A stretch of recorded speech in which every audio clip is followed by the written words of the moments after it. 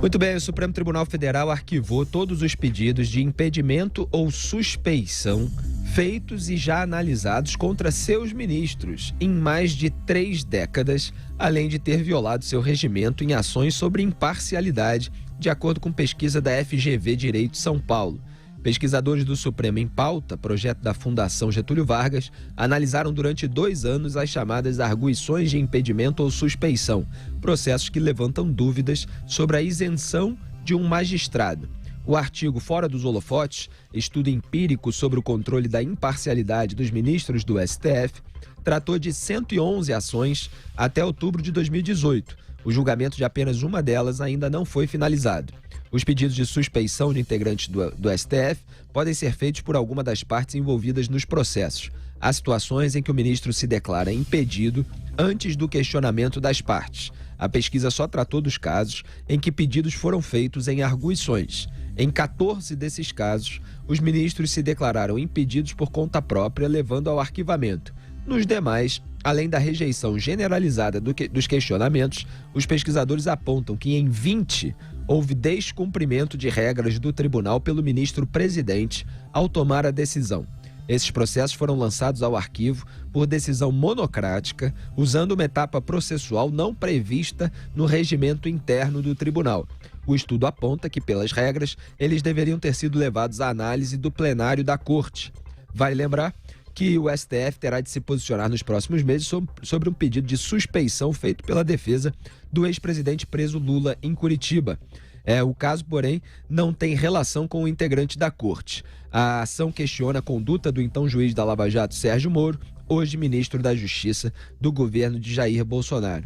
Augusto, muitas vezes a gente citou aqui nesse programa, criticando ministros do STF, justamente os casos em que eles não se declaram impedidos. E nessa matéria da Folha, um caso que a gente sempre repete aqui, eu repeti na sexta-feira, se eu não me engano. O Gilmar Mendes soltou o Jacob Barata, empresário de ônibus lá do Rio de Janeiro, considerado o rei dos ônibus, de cuja filha ele próprio, Gilmar Mendes, foi padrinho de casamento. Então é um dos casos citados nessa matéria. E é esse Gilmar Mendes, e é esse Supremo Tribunal Federal, que contém ministros na linha do Gilmar Mendes, embora não sejam todos, que está querendo julgar a suspeição do Sérgio Moro. É um absurdo, né? Quer dizer, por esses critérios que eles invocam para já de antemão insinuarem que o Sérgio Moro está sob suspeição, que não é imparcial, por esses critérios eles não deveriam ter julgado nenhum desses processos aqui. O Felipe se referiu ao caso do Jacob Barata. Há vários, são dezenas. Por exemplo, como é que o Dias Toffoli, ministro Dias Toffoli, não se considera suspeito quando ele julga algum caso envolvendo o ex-chefe dele, amigo de sempre, ex-chefe, grande companheiro, Zé Dirceu? Não, ele julga, normalmente. Normalmente, o Gilmar Mendes... Votou 2 vezes pela soltura do 2 vezes pela soltura. Ele é amigo do Zé Dirceu, ele foi subordinado ao Zé Dirceu durante anos e deve ao Zé Dirceu a indicação para o Supremo. Como é que ele não é impedido? Como é que ele é imparcial? Ele se considera imparcial a julgar o Zé Dirceu? De jeito nenhum. Só que agora esse levantamento sai muito boa hora, porque eles já estão dizendo que o Sérgio Moro, já estão emitindo sinais. Vários ministros, o Sérgio Moro não pode.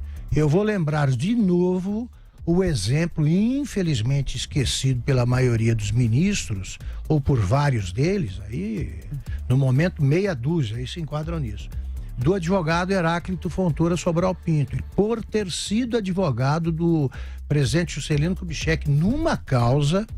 Ele recusou o convite para ser ministro do Supremo, alegando o seguinte: olha, presidente, eu não posso aceitar porque vão achar que o senhor me nomeou porque eu fui seu advogado e eu não vou poder julgar também nenhum caso envolvendo o senhor. Então, quero ser meio ministro, nem ficar sob suspeita. Ele recusou a indicação.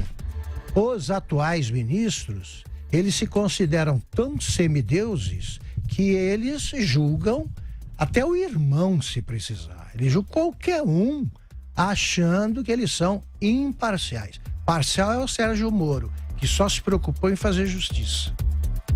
José Maria Trindade. Olha, Augusto e Felipe, um amigo meu foi convidado para ser o secretário de imprensa do Supremo Tribunal Federal. E quando ele chegou no Supremo, ele não conhecia bem e tal, e o então presidente do Supremo que o convidou saiu apresentando aos outros ministros. No final, o presidente do Supremo disse a esse jornalista o seguinte: olha, muito cuidado aqui, porque metade dos ministros acha que são Deus e a outra metade tem certeza. Então, a possibilidade de um ministro se julgar suspeito é muito fraca. A gente vê aqui só 14 casos. Entre eles está o ministro Marco Aurélio, que se considerou impedido de julgar o ex-presidente Collor, que é primo dele, né? Um dos raros casos. O que a gente vê neste levantamento bom, mostra claramente que só no caso em que os ministros se julgaram, né, suspeitos, é que funcionou. O resto não adianta. Todos nós sabemos que a justiça precisa ter credibilidade. Essa credibilidade tem que ser uma certeza, não pode ficar dúvidas, até porque a justiça julga decisões importantíssimas para a vida de todos e para a vida do país, né? Então, o Supremo tem que fugir de bola dividida, o Supremo tem que ficar acima de qualquer suspeita. E isto não está acontecendo.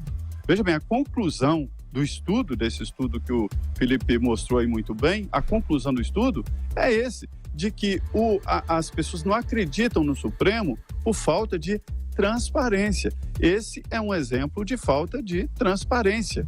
Os ministros tinham que se julgar impedidos em casos em que parentes deles trabalham no Supremo e que tenham envolvimento com a causa, em casos em que ele tenha advogado, pelo menos para o escritório, ou que conheça a pessoa, porque não há como você estar dentro do ônibus e fora do ônibus ao mesmo tempo. Não se pode. Então, é isso que está acontecendo.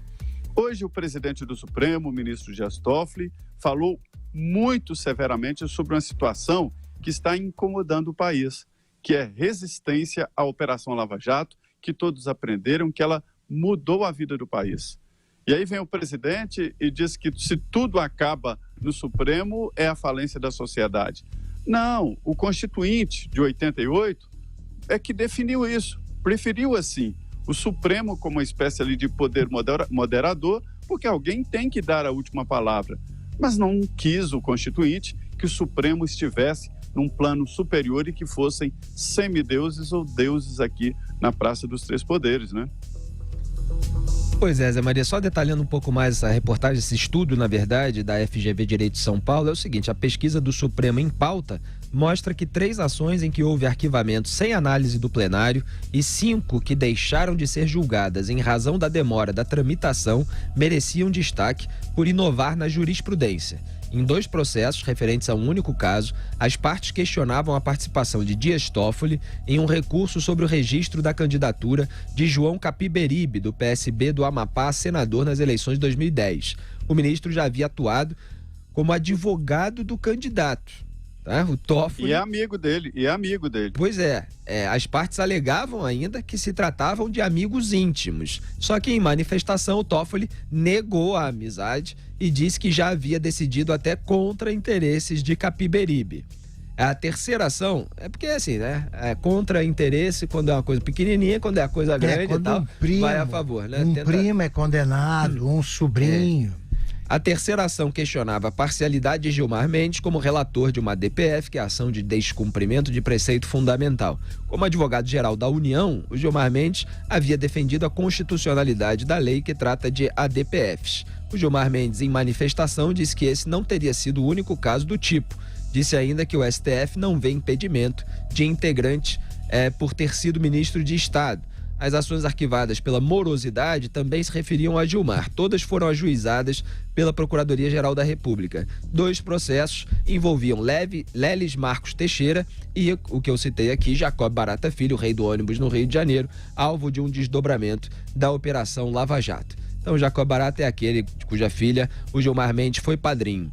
Então, esse é o Supremo Tribunal Federal, cujos ministros, alguns deles, vêm a público nessas entrevistas à imprensa para falar mal do juiz Sérgio Moro, para acusá-lo de parcialidade. São esses que não se declaram suspeitos e salvam os seus aliados, aqueles para os quais já advogaram ou dos quais participam dos eventos sociais, dos eventos familiares e tal. Então, quer dizer, não tem nenhuma moral para condenar o Sérgio Moro por parcialidade no julgamento da Lava Jato, fora o fato de não haver prova nenhuma, porque é tudo baseado em mensagens roubadas que mostram, no máximo, uma comunicação informal de algo que deveria ser feito. Lembrando que o Sérgio Moro, nos processos, ainda falava da comunicação ao Ministério Público Federal dever ser feita pelo telefone, em razão da urgência dos fatos. Então, eles querem simplesmente atacar a Lava Jato, porque a Lava Jato está incomodando muita gente poderosa, entre os quais pessoas dos partidos que os colocaram, os ministros do STF, lá no Supremo Tribunal Federal. E só para me estender um pouquinho, Augusto Nunes, é bom a gente ressaltar aqui, não sei se cheguei a comentar na sexta-feira passada, teve uma reportagem da Cruzoé sobre os abusos de cônjuges e mordomias nas viagens dos ministros do Supremo Tribunal Federal ao exterior. Então, Ricardo Lewandowski, por exemplo, viajou com a sua mulher para Lisboa e outras cidades de Portugal, seguiu para Madrid, de lá foi para Londres, de onde voltaram, né, o casal voltou para o Brasil. E todas as passagens foram bancadas com recursos de Itaipu, da usina Itaipu Binacional. Quer dizer, dinheiro dos cofres públicos sendo usado para dar mordomia para ministro do Supremo, que ganha o salário referente ao teto constitucional, o salário mais alto dos servidores públicos. Então ele tem que gastar o dinheiro do próprio salário, se ele quiser levar a esposa e principalmente se quiser fazer um tour pela Europa. Aí fica tudo lá como se fosse participação num evento jurídico. Por que está promovendo evento jurídico desse pessoal aí, que é escolado só em soltar criminoso, como José Dirceu? Então, é um abuso de autoridade, o Supremo está numa escalada autoritária. Exatamente, ele se refere ao evento do Gilmar, né? Aquele seminário que ele faz em Lisboa, né? Em que ele leva com frequência, leva colegas do Supremo que emendam. Eles vão viajar, depois por conta de Itaipu. Se isso não for remuneração, né? A remuneração não precisa ser necessariamente ali em cédula. Você ganhou tanto para participar. Uma viagem dessas, de graça. Coincidentemente, nas férias deles. Nas férias, eles emendam, põem perto de feriado. O feriadão do Supremo é capaz de alcançar 15 dias. É uma coisa impressionante. Agora, o que me espanta, Felipe, Zé Maria, é o seguinte. É da tradição do bom jornalismo você se valer de informações publicadas por um concorrente e você tenta dar um passo a mais e esclarecer um assunto que é importante, ou abordar um assunto que é importante. A imprensa tradicional insiste em esquecer o que vem publicando a Cruzoé, né? Porque eles fingem, não, é coisa do concorrente, então a Cruzoé está dando informações fundamentais. Eu só lembro aos jornalistas que dirigem essas redações o seguinte: o caso Watergate, ele é quase inteiramente acreditado ao Washington Post erroneamente, porque o New York Times deu várias informações exclusivas sobre o mesmo escândalo. E eles foram atrás, não esqueceram. O que eles estão fazendo é a mesma coisa que você imaginar o New York Times sonegando aos seus leitores o que se passava no caso Watergate. Pelo contrário, eles publicavam o que aparecia no Washington Post e acrescentavam alguma coisa. Isso é jornalismo.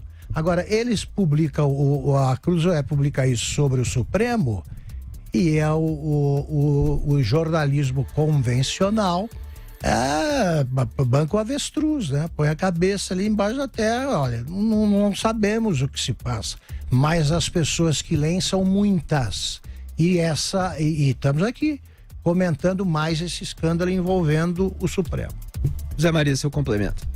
As últimas falas dos ministros do Supremo, né, indicam de que eles estão entendendo a resistência que o Supremo está tendo e estão preocupados. Há conversa sobre isso lá no Supremo Tribunal Federal. E olha, o entendimento é de que esta parlamentarização, vamos dizer assim, do Supremo Tribunal Federal aconteceu pelo excesso de demanda e o excesso de processos, porque eu sempre digo, né, de que antigamente aqui tudo acabava em pizza e agora tudo acaba no Supremo. Mas a frase que eu fico com ela de hoje é a seguinte: os juízes no Brasil se desacostumaram de controle, se desacostumaram de críticas, se desacostumaram da realidade. Isso se chama juizite aguda e é geral. É preciso colocar de novo o Poder Judiciário em pé de igualdade com o mundo, na realidade, e o Supremo tem que reconquistar a sua credibilidade. E como isso acontece? Só tem um jeito: transparência e decidindo conforme a Constituição e conforme a lei, de forma transparente. De outro jeito, a credibilidade vai cada vez por água abaixo. Você sabe, Augusto, que eu fui tentar juntar tudo que os ministros do Supremo Tribunal Federal estão fazendo em um tweet só. O tweet tem limite de caracteres e é óbvio que não coube. É um recorde mundial de concisão. Então eu coloquei ali, juntando tudo. Ministros do STF legislam. Aí eu vou fazer alguns parênteses aqui que não estão no meu tweet para exemplificar. Acontece, por exemplo, criminalização da homofobia, liberação de aborto para determinados casos. Então, tudo isso é o STF legisla, não é papel do STF. Que fez uma reforma política. Fez a reforma política. Então, são vários. Pois é, são vários outros exemplos que a gente poderia dar aqui. Fatiam, né, no caso do Ricardo Lewandowski, na votação do impeachment da Dilma Rousseff, que ele fatiou ali a questão, quando se perde o mandato se deveria perder também os direitos políticos, mas ele fez ela perder o mandato, porque ele não pôde conter isso, mas salvou os direitos políticos, que depois felizmente foram cassados, entre aspas, aqui, pelo povo mineiro que não elegeu a Dilma Rousseff senadora. Então eles mandam soltar bandidos. O Augusto lembrou o exemplo aqui do José Dirceu, solto 2 vezes pela segunda turma, quando a composição tinha o trio libertador, Dias Toffoli, Gilmar Mendes e Ricardo Lewandowski, quando ele estava em prisão preventiva, e depois de condenado em segunda instância, quer dizer, contrariando uma decisão do plenário que autorizou a prisão após segunda instância. Atacam a Lava Jato com base em material roubado, essas mensagens roubadas por hackers, né? Abrem inquérito ilegal. A gente comentou vários dias aqui o inquérito sobre supostas fake news e ofensas contra ministros, que é um inquérito genérico, sem objeto definido, e aí vão acontecendo novos fatos que incomodam os ministros. Eles vão e tomam decisões dentro desse inquérito para intimidar quem é que está mexendo com eles. Censuram revista, essa foi uma das decisões dentro do inquérito contra a Cruzoé. Viajam com mordomias e cônjuges às custas do Estado. A gente viu aí o caso de Itaipu Binacional bancando viagem do Lewandowski e de sua esposa, por exemplo. Criticam o adversário de modo covardemente anônimo pela imprensa. Fizeram isso outro dia com Jair Bolsonaro, podia ser com qualquer um, e eu critiquei aqui a covardia. E eu parei por aí, né? Aqui eu tô fazendo parênteses exemplificativos, né? Mas é claro que tem mais coisa. Por exemplo, eles suspendem investigações, ou até arquivam investigações que podem atingir cada um deles. Eles punem, sem ter atribuição para punir servidores, já estão punindo servidores também. Tem feito aqueles jantares com 40 advogados, muitos dos quais têm causas no próprio Supremo Tribunal Federal. Então estão fazendo piquenique lá com essa turma, e fora esse fato que a gente leu aqui nessa matéria de hoje, com base no estudo da FGV, que eles nunca se declaram impedidos quando realmente existe algum interesse político em jogo, Augusto. E aí você invoca o respeito necessário pela instituição. Repito, a gente respeita a instituição, mas esse respeito não se estende necessariamente a seus integrantes. Quer dizer, eles têm de justificar o respeito. Se eles não agem corretamente, quem desrespeita a instituição são eles. E aí eles caem no descrédito. E isso é muito perigoso para a democracia. O povo não é obrigado a engolir decisões arbitrárias e equivocadas, não. E não vai engolir. Quer complementar, Zé Maria? Só para dizer, Felipe, que a Constituição diz que os poderes têm que ser harmônicos e independentes. Mas o Supremo acabou assumindo esse poder chamado poder moderador, né, que na monarquia do rei, de dar a última palavra, a definição total, e está abusando desse poder. Quando decide de acordo com a Constituição, que é o poder moderador, é a Constituição, não é um ministro, né? Tudo bem. Agora, quando agride a Constituição e a consciência da população, é aí que vai embora o capital de credibilidade tão importante para o judiciário.